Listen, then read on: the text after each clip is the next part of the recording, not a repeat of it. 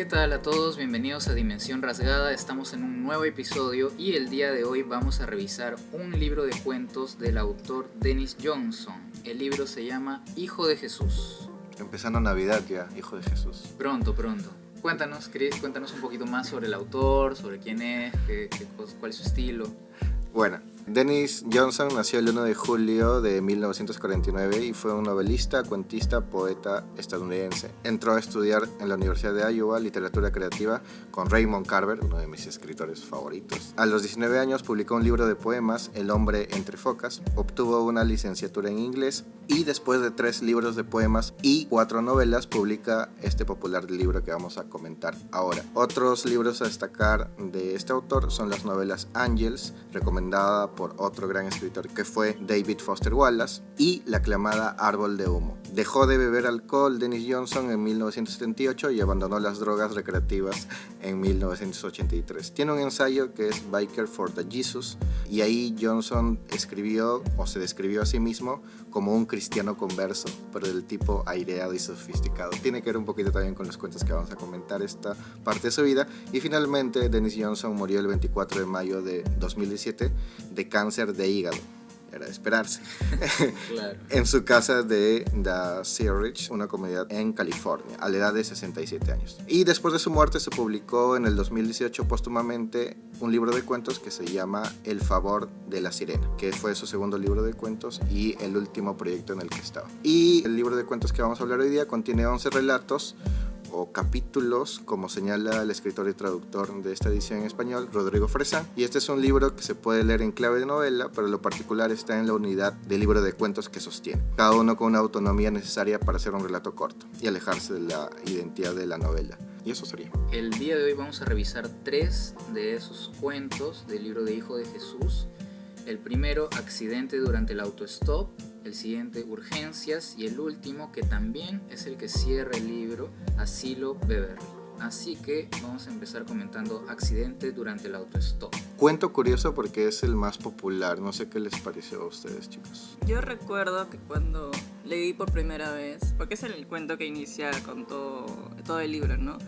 Me sentí al principio un poco así como que, no sé, descolocada, pensando, no entendía muy bien cuál era el ritmo del cuento. Sentía que eran como pequeños flashbacks de diferentes sucesos que se iban entremezclando uno con otro, ¿no? Y creo que es algo que se repite en los otros cuentos. Hay esta sensación, ¿no? De estar un poco como que drogado o alterado por el alcohol, qué sé yo, ¿no? Porque la sucesión de los acontecimientos es muy así como que, no sé, como que fluye de una manera muy curiosa. No sé qué opinan ustedes. Hay una parte en los primeros párrafos que está contando la historia ya en media res, ya cuando avanzó la historia, y de ahí dice: pero antes de todo esto, aquella tarde el vendedor, y vuelve al inicio, cómo empezó el día. Y es esta idea que menciona Moni, ¿no? Que la narración no lineal ayuda a esta idea de confusión a una persona que está con drogas y que se mete a autos donde hay drogas. La historia va un poquito de eso, ¿no? Además de lo que nos has contado también del autor, digamos que de alguna manera se expresa muy bien este sentido en sus textos en general, ¿no? En todos los cuentos. Y en estos que estamos revisando también me dio esta sensación de que todo está mezclado, ¿no? Y que de alguna forma te va llevando más por el aspecto de las sensaciones de quien lo narra, creo. Y este cuento en particular, no sé si pasa en los otros, pero este en particular es un hecho que vivió el escritor en vida. ¿Este accidente automovilístico? Exactamente, bueno, uno de los muchos que tuvo, me imagino, por el hecho de ser...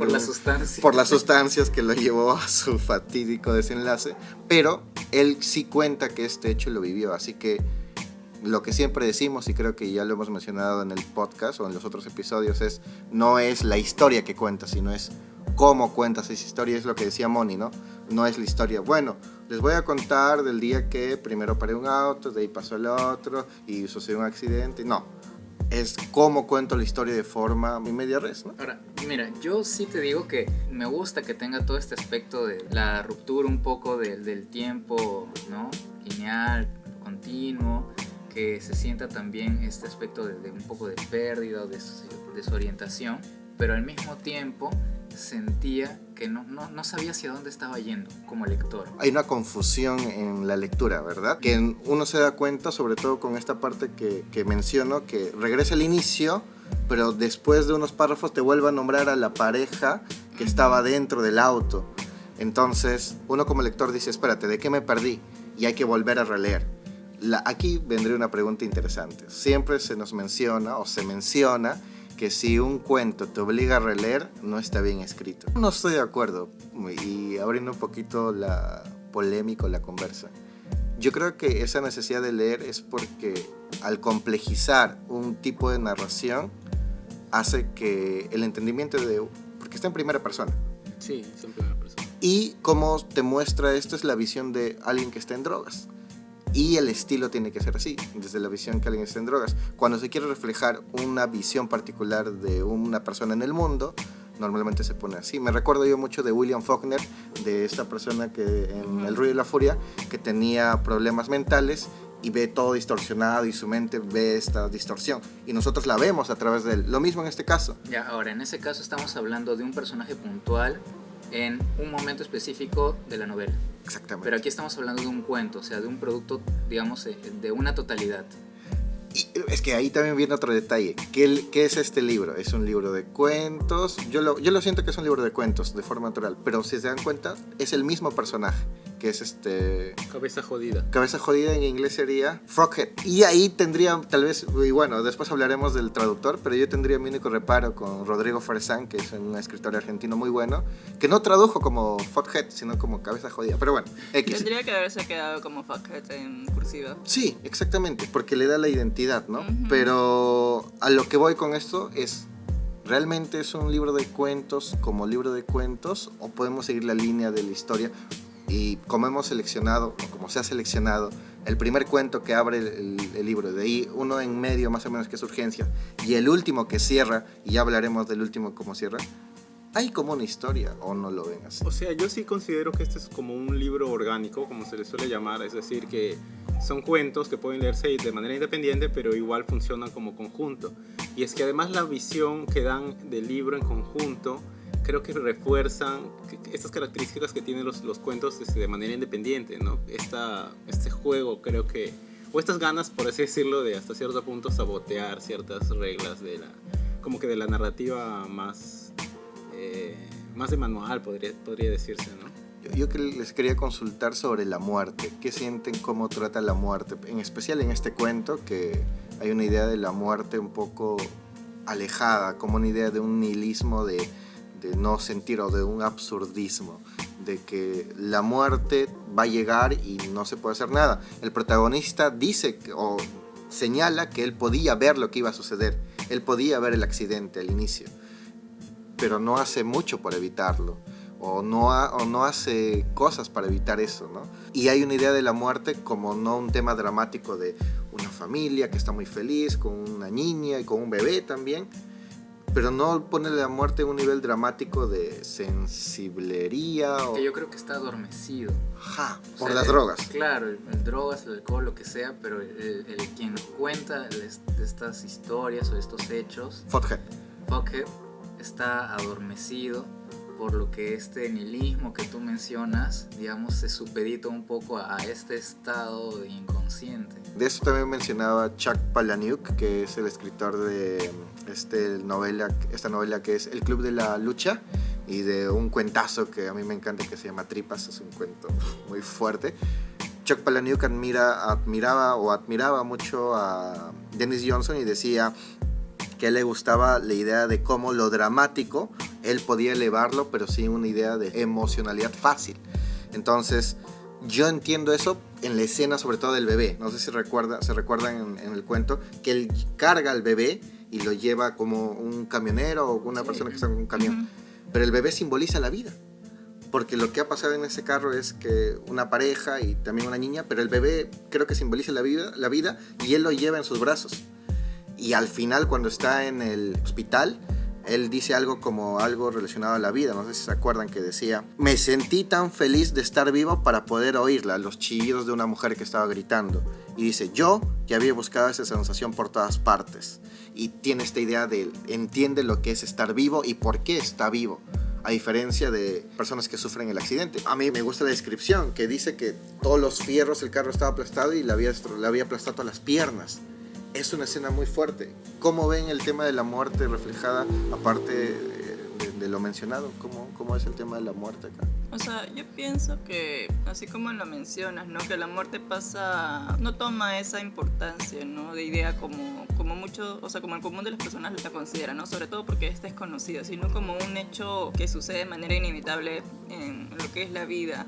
Y yo por lo menos lo que percibo es que el personaje se centra mucho en sus propias experiencias, que olvida un poco o pone muy al margen o en segundo o en tercer plano las experiencias del resto, ¿no? Por ejemplo, este accidente donde mueren las personas, y a pesar de que pone mucha importancia el tema de la vida, ¿no? O sea, porque estaba buscando una manera de cómo sentirse más vivo y de repente por eso consumía drogas o tomaba demasiado alcohol, ¿no? Y sucede este trágico accidente y como que encontré donde menos lo esperaba, ¿no? No sé, esta sensación de estar vivo, de percibir todo con los sentidos. Y creo que aparte eso es algo valioso del libro de cuentos, que es bien sensorial, ¿no? Yo siento, al leerlo me da la sensación de estar sentada en un bar o en una reunión hablando con alguien que ya lleva un rato ahí como que en copas, ¿no?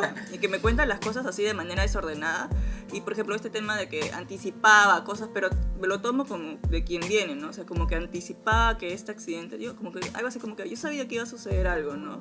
Lo presentía, no sé, desde la mañana porque me dolían las piernas o qué sé yo, ¿no? Sabía que era una familia que venía de la luna. Tiene una pasividad. En lo que mencionas dice que conocía a cada gota de lluvia por su nombre, intuía cada cosa antes de que ocurriera, sabía que un determinado Oldsmobile se detendría a recogerme antes de que amainara la lluvia, y por las dulces voces de la familia que viajaba dentro, supe también que tendríamos un accidente durante la tormenta. Sabía que iba a haber un accidente, pero no hizo nada. O bueno, supuestamente. Porque esto lo cuenta después, ¿verdad? Claro. Es como esto del narrador que no confiable, ¿se acuerdan? Claro. Un poco esta idea también. Porque no podemos confiar en una persona que tiene drogas. Claro, Así. por el mismo hecho de que está contando una experiencia que ya vivió. Entonces uno cuando ya está desde otra, o sea, cuando ya ha vivido algo, siempre tiene esta idea de que ya conoce los acontecimientos. Sí, ¿Entiendes? la experiencia vivida. Ajá. Además que le gritaban las cajas de algodón le gritaban, ayúdanos, oh Dios, cómo duele, a las cajas de algodón. Entonces, no sé qué podemos ver. Y me gusta cómo cierra el cuento, que es, dice, llovía, helechos gigantes se inclinaban sobre nosotros, el bosque se deslizaba por una colina, podía oír un arroyo correr entre las piedras, y ustedes, gente ridícula, ustedes esperaban que yo les ayudase. No ayudó a la bebé. Sí, no, como que en un punto se quiso deshacer de ella, ¿no? Para dársela al camionero. Al camionero. O sea, realmente en algún punto el bebé como que desaparece del foco de la cámara, ¿no? O sea, no sabemos muy bien No qué sabemos pasó si vivió. Es como no sé, una persona que está ebria, ¿no? Que tiene en sus manos algo, una carga. Yo siento que el bebé para él es una carga. Yo siento que es nueva vida, porque salió de un accidente. Yo creo que tendría que haber, o sea, que tuvo un impulso honesto de hacer algo con el bebé, pero luego, pues, no sé, se fue de... Se lo olvidó por ahí. Yo siento que se lo olvidó por ahí. Como cuando en otro cuento que ya hablaremos pasa algo con unos conejitos también, algo similar. Ese es mi cuento favorito y justo vamos a ir en ese. Vamos entonces con Urgencias, que es para mí una historia como que un poco más enredada todavía. Esa me gustó más, un poco más que Accidente en Autostop. Creo que es porque mezcla un poco un espacio, digamos, profesional o de un espacio de seguridad. Lo mezcla con este comportamiento errático, ¿no? De consumir pastillas, robar algunas cosas. Y un gran personaje que es Georgie. Ah, sí, me encantó. Georgie estaba desquiciado. Es un gran personaje, y acá me adelanto un poquito a las recomendaciones finales, pero hay una película en base a los cuentos de este libro que es Hijo de Jesús, también del mismo nombre, donde Georgie lo hace el queridísimo y amado Jack Black. Así que si quieren ver a Jack Black personificando a Georgie, lo hace muy bien. Así que Georgie es un gran personaje. Este también es uno de mis cuentos favoritos y es mi cuento favorito de la colección. Así que coincido con ustedes. El final es el mejor que tiene, creo, el libro de cuentos con Georgie, porque, bueno, me adelanto, spoilers, o sea, ya a los 15 minutos de empezado el programa, spoilers. el final dice esto, ¿no? Que a mí me encantó, y dice: después de un rato, Hardy le preguntó a Georgie: ¿en qué trabajas? Y Georgie respondió: salvo vidas. Me encanta. Eso es lo que hace. Primero, con el hombre que tiene el cuchillo en el ojo, ¿se recuerdan? Claro, Sí.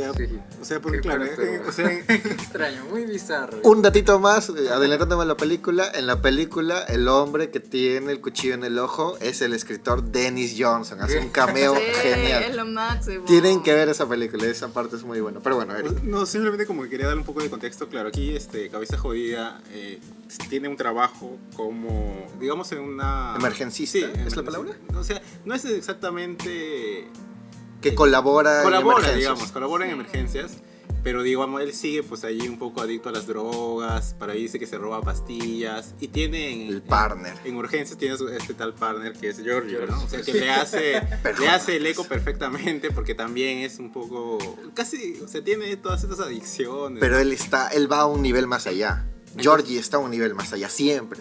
Y me parece interesante cómo Dennis Johnson siempre como que, al menos en este cuento y en el que viene, trata de mostrarnos esa gente, o sea, hombres, digamos, a veces en situaciones límite o con los cuerpos levemente en peligro, ¿no? Por ejemplo, como dicen, este hombre que llega con un cuchillo muy cerca o dentro de la... Sí, del estaba ojo, ¿no? casi le rozaba el cerebro y por eso no podía cerrar el puño. Dicho sea de paso, no nos dicen por qué la mujer le hizo eso Sí, a la dice. mujer. Ah, no, al Al final. inicio no lo dice, No, ya. y al final lo dicen.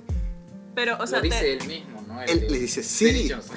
Dennis Johnson le pero dice. hay una sugerencia ahí bien sutil, porque incluso cuando la enfermera, creo que es quien le cuestiona, le dice, llamo a la policía, y él le dice, no, solo si me muero, ¿no? Entonces Me tú, encantó ahí, esa en respuesta. esa sugerencia, algo ha hecho este brother. Algo hecho, y al final se dice que es porque estaba viendo a otra mujer. Spoiler, claro. Spoiler hace rato. Pero me encanta que no lo diga, porque en un momento yo dije, wow, pobre hombre, ¿qué le ha pasado? Y sientes empatía.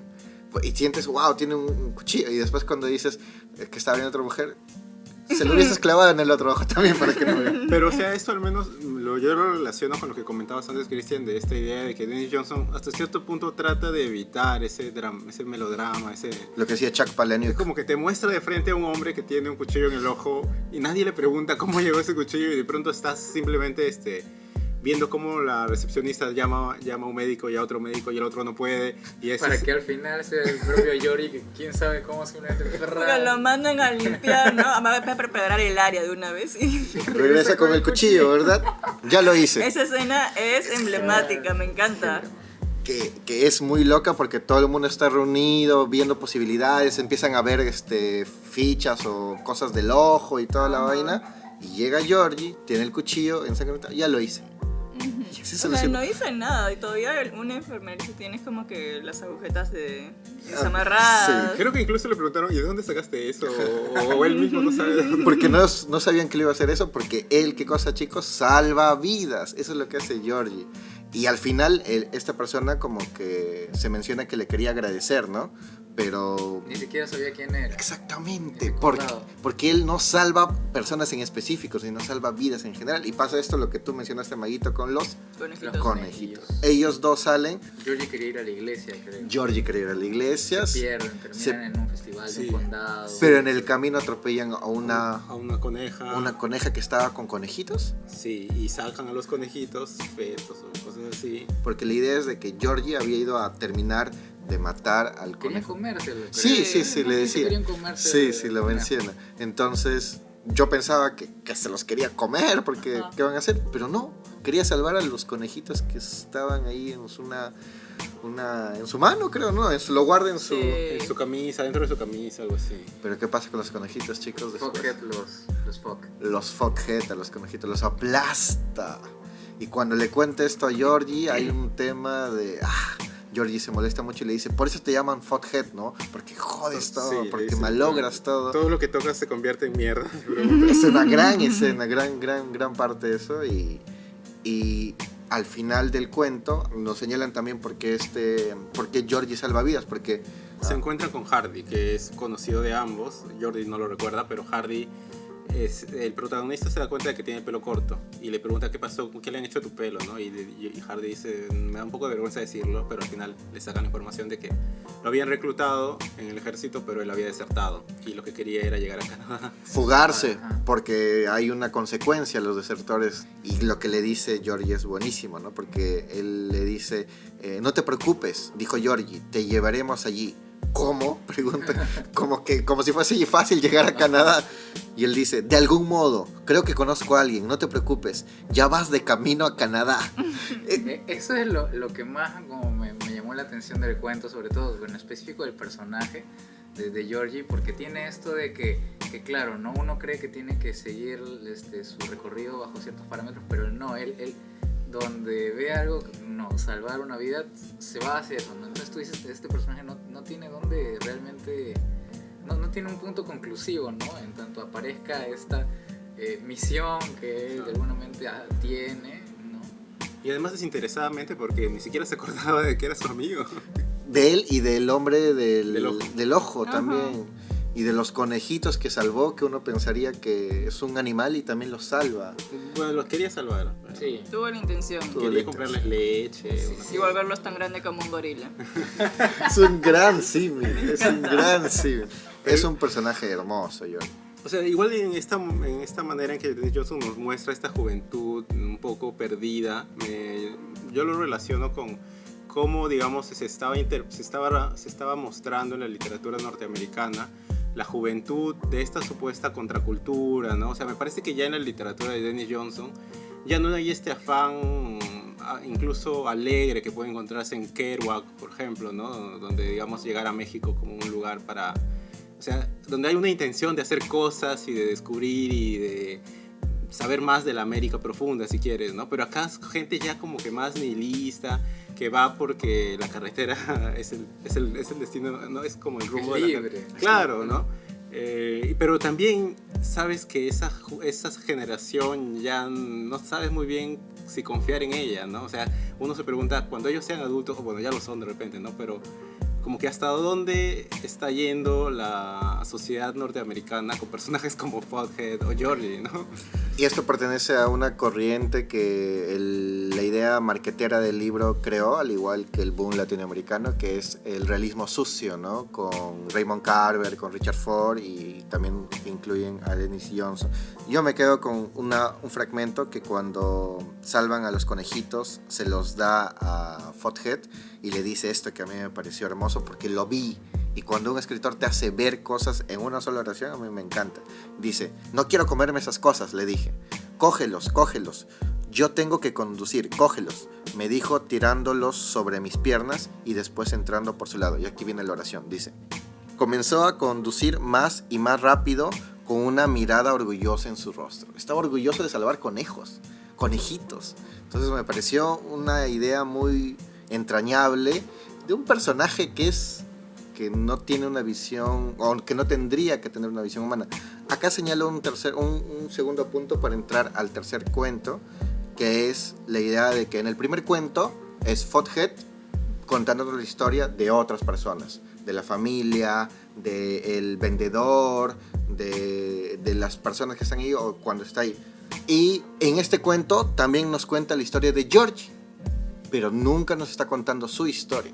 Entonces, en este tercer cuento pasa algo parecido. Y creo que, en parte, el libro de cuentos comparte esto. La mirada de un personaje principal que nos cuenta cómo es la vida de los secundarios. Porque si se dan cuenta, en todos los cuentos, bueno, por lo menos en estos tres, vemos cómo se relacionan estos personajes extraños. En otros cuentos hay mujeres.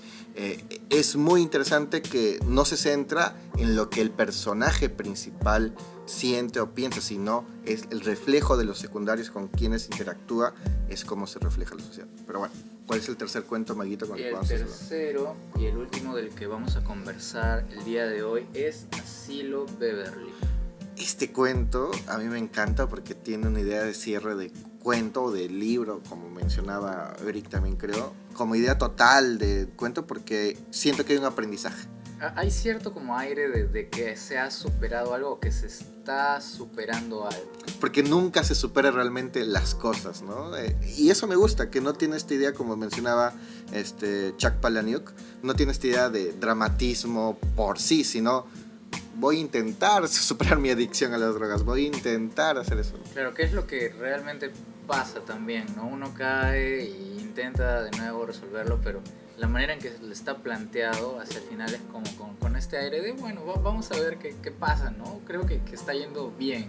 Las adicciones no se superan, las adicciones se intentan superar, se dice normalmente, ¿no? Pero bueno, ¿qué les pareció este cuento? En este cuento a mí me gusta mucho cómo describe a estas personas que están en el asilo Beverly como criaturas extrañas, los describe de una forma muy peculiar, que tenían los brazos paralizados, que algunos estaban locos. Claro, dice algo como que si Dios hubiera jodido algo así con la gente de esta...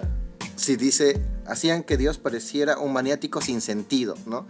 Porque ha puesto a todas estas personas en un solo espacio, ¿no? Y él los mira. Claro, yo tengo la sensación de que, o sea, por lo menos esa es la sensación que yo he percibido, de que más o menos como que lo enfoca, no sé si como los marginados o como los despojos de la sociedad que están reunidos en ese asilo, ¿no? Y, o sea, porque había no solamente ancianos, habían personas jóvenes que estaban o bien locos o que de alguna forma tenían alguna deformidad o alguna incapacidad física, ¿no? Un mal congénito, Ajá. como Robert, por ejemplo. Sí, a mí también se me quedó bastante como que prendida en la mente esa idea. Hay unas descripciones que dice su cabeza era como una nuez curvada de varios kilos. ¡Wow! Es algo bien extraño. Te dibuja imágenes un poco extrañas, pero reales, ¿no? Porque las enfermedades de males congénitos no tienen una visión tan natural. Y además lo hace con respeto. No lo hace con el morbo de describir eso, sino lo hace con una idea general. Porque en este cuento, Fothead sale con una chica que tenía los brazos o las manos... Claro, que sus extremidades no estaban de acuerdo, digamos. No eran proporcionadas, no era ¿verdad? proporcional, entonces uno podría, o sea, era como si estuviera saliendo con una persona con enanismo, una cosa así. Pero no era eso. Pero ya él tampoco es de que eso no le importaba. Exactamente. Eso me parece lo caso, porque se acerca a los personajes extraños de una forma natural. Igual con la chica que tenía la mitad del cuerpo con parálisis. Exacto, su siguiente saliente. Sus siguientes salidas, ¿no? En el intermedio de esto lo que hace es un ejercicio de voyerismo bien crudo y bien fuerte. A mí me chocó, y tengo que admitirlo, cuando en un momento en la narración empieza a tener ideas con la chica un poco más violentas. Y en un momento yo digo, wow, ¿qué estoy leyendo? Sí, pero dice, pero no tenía ganas, o sea, al final no lo haría porque no tenía algo que me cubriera la cara. O sea, la manera en que Johnson te lo presenta es que, oye, un tipo como que claro, no puede ser cualquiera que se te atraviesa en la mente, pero no lo dice así. Lo expresa de una manera un poco más cruda, pero para que se entienda también de que cualquier persona puede ser así. O que en general que todos estamos llenos de pulsiones, a veces... Crimen y castigo. regresando al primer episodio de Crimen y Castigo. Porque lo que te presenta Dennis Johnson es que los seres humanos tenemos lados oscuros que están ahí, y en personajes que pueden ser muy amables y trabajar en un asilo, pero a la vez ser voyeristas y tener estas ideas que los presenta como algo natural. En todo caso, como que siempre Fothead habla de sí mismo de una manera honesta. O sea, realmente cuando le da la mano a los del asilo, lo hace, parece, porque realmente lo quiere hacer, ¿no? Pero también cuando tiene pensamientos así, también como que te lo dice, o ¿no? O hace directamente esas acciones voyeristas de verla, ¿no?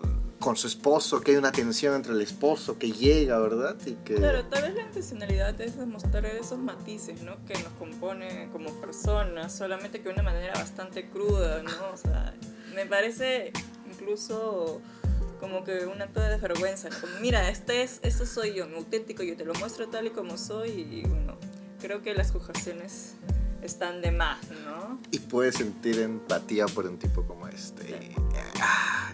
Me parece un cuento, o sea, desde un punto de vista de entender al personaje, muy interesante. Y como decías, Maguito, también desde un punto de cierre, porque ¿qué pasa? Al final hay un aprendizaje, ¿no? Él está en el asilo, ve todo y dice esto como: yo estaba aprendiendo a vivir sobrio.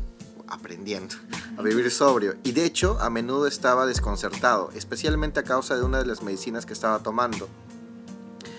Antabuse, que me producía un efecto muy poco común. En ocasiones oía voces murmurando dentro de mi cabeza, las voces del primer cuento, Sí. que es las voces del, ¿cómo se llama? De los algodones, Ujú. los algodones que le hablaban, u otras voces, ¿no? Ahí yo me cuestiono y digo, algunas voces que leímos en el cuento son reales. Georgie fue real, ojalá que sí. Y bueno, Sí, algunas voces murmurando dentro de mi cabeza, y buena parte del tiempo el mundo parecía arder por los bordes, pero yo me sentía físicamente mejor cada día que pasaba. Estaba recuperando mi buen aspecto y me sentía optimista, y este era, después de todo, una buena época para mí. Todos estos tipos tan raros y yo mejorando día a día en medio de ellos. Nunca había sabido, jamás hubiera imaginado, ni siquiera en el lapso que hay entre un latido de corazón y el siguiente, que podía existir un lugar para gente como nosotros. Yo creo que aquí cuando dice que para estos tipos tan raros, no se está refiriendo solamente al cuento El asilo Beverly, sino para todos los tipos raros que nos ha contado en todos los cuentos, que los invitamos a leer. Georgie, que es un tipo raro pero entrañable. Entonces, me parece un gran cierre de cuento, de libro de cuentos. Creo que es algo que de alguna forma, o sea, creo que tiene mucha más significancia de nosotros como lectores hacia Foghead, ¿no? Ahora, lo que sí, yo a veces me sentía como que ya demasiado en la nebulosa. Sí. Ujú. O sea, a nivel de sensaciones es todo un viaje, ¿no? Ujú. Pero quizás es un tipo de lectura que no, por lo menos yo no tendría, digamos, siempre, sino que, no sé, es un tipo de lectura distinta. Sí, yo creo que es como experimental hasta cierto punto, porque mira, yo creo que en este tipo de libros hay, de ese tipo de autores, es como que o te gusta o no te gusta. Por ejemplo, en mi caso yo estoy tentada a leer otros libros de Denis Johnson porque sí me gustó la experiencia, ¿no? Media, un poco que rompe con lo que yo he leído anteriormente. Y yo agregaría experimental, pero probando que esa experimentación funcionó, porque ya yendo a cosas más de libro, es una gran forma para gente que escribe o para gente que le gusta analizar libros de cuentos, de cómo se estructura un libro de cuentos, chicos. Si es una estructura de libro de cuentos es perfecta casi, porque tiene el inicio de un personaje desorientado, hace el viaje conociendo personajes, hasta se enamora, pierde el amor, etc. Conoce amigos y al final hay un aprendizaje. O sea, como orden cronológico de cuentos dentro del libro es muy bueno. O sea, como estructura del libro de cuentos es muy bueno. Sí, o sea, uno nota ese orden, ¿no? En el libro por sí mismo. El Foghead del inicio no es el de El del asilo. Formando. Los personajes extraños que también aparecen por ahí, ¿no? En el medio. En Propia Urgencias creo que ya también hay como una intención de querer hacer algo con su vida que sea más allá de que consumir drogas, ¿no? Por ese lado. Pero creo que también hay como un componente de que es un libro inusual en ese aspecto, ¿no? En lo que decía Mónica. O sea, creo que incluso, como decíamos al principio, hay una intención de no seguir ciertas normas de manual. Si quieres, como si este cuento le das a alguien y te dice, oye, pero esta historia de la mujer que tiene que ver con lo del asilo, Sí. y cuando la mujer va a ingresar, que va a llegar al asilo, va a pasar algo así. Incluso parece que hay una pista de que podría ser de que en algún momento, porque dicen que va a llegar un grupo de religiosos, y esta señora era religiosa, al asilo a hacer una interpretación por Navidad o algo así. Pero no sucede, o sea, como que te deja ese dato y tú tratas porque como digamos psicológicamente, tratas de cerrar el círculo con las cosas que te dan. Porque eso nos han enseñado de un cuento tradicional. Pero Johnson constantemente te dice, oye, no necesariamente todos los cuentos tendrían que ser así, ¿no? O en todo caso, ¿qué pasa si de pronto no quiero seguir la linealidad de la anécdota, ¿no? O sea, hay creo que una intención del autor de presentarte esta situación así y ver hasta qué punto te sientes cómodo o incómodo, o dices sí o no, hay un juego muy curioso. A mí me encanta cómo funciona. Dicho sea de paso, yo había escuchado mucho del autor y tenía reparos de leerlo, porque cuando pones un libro en un tope de gran expectativa, lo más probable es que te decepcione. Y la primera lectura, al igual como tú dices, Maguito, yo estuve muy confundido. Yo decía, ¿qué estoy leyendo? O sea, tengo que volverlo a leer. La segunda lectura fue más agradable y esta es mi tercera lectura del libro y estoy maravillado. O sea, le estoy agarrando el gusto la tercera vez. Pero es como decía Moni también, un lector común o un lector que llega al libro va a leerlo hasta la tercera vez, no lo sé. Es un tema ya de perspectivas de voy a volver a leer el libro por segunda vez porque no te queda claro. En un momento tú... Que tampoco tiene por qué, ¿no? No, porque es precisamente a lo que se está jugando un poco, ¿no? Como menciona Eric. Es muy particular, es un libro muy curioso y si quieren leer algo diferente, los invitamos a leer eso. Antes de acabar, yo quería hablar un poquito de lo que mencionamos al inicio, que es el traductor, que es Rodrigo Fresán, que menciona esto en la parte final de esta traducción de la versión en español. Dice: el protagonista y los personajes secundarios de Hijo de Jesús viven, sí, bajo la influencia de diferentes sustancias, y la prosa de Dennis Johnson procura retratar fielmente ese estado de las cosas, ese modo de vida, esa visión particular del mundo, esa manera de hablar, faltándole el respeto a ciertos modales narrativos.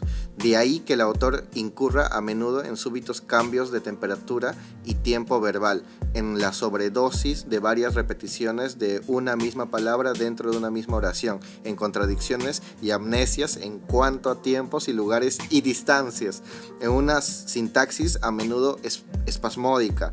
Así, ayer se convierte en mañana o ahora. Un edificio de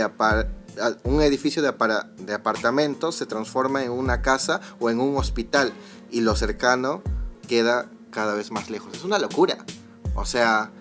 Y como menciona la versión en inglés, he estado revisando un poquito nada más la versión en inglés. El primer cuento es más desordenado que la versión en español. Entonces, sí, como siempre recomiendo, si leen en inglés, saben inglés, es mejor revisar la versión en inglés. Es muy complicado encontrar el libro en físico, pero ahí sí se pueden dar una búsqueda en libros de viejo o de segunda mano, pueden encontrarlo, pero igual es muy complicado. La versión digital es más accesible, igual ahí si quieren alguna información extra nos pueden mandar un DM y un DM especial, ahí nos escriben nada más, y los invitamos a leer este libro que es muy bueno. Eso sería todo, chicos, por este libro. Los invitamos a que nos sigan en redes. Sí, ya saben que pueden escuchar el episodio completo tanto en YouTube como en Spotify y ver un poco más del contenido que hemos ido haciendo por nuestra página de Facebook e Instagram.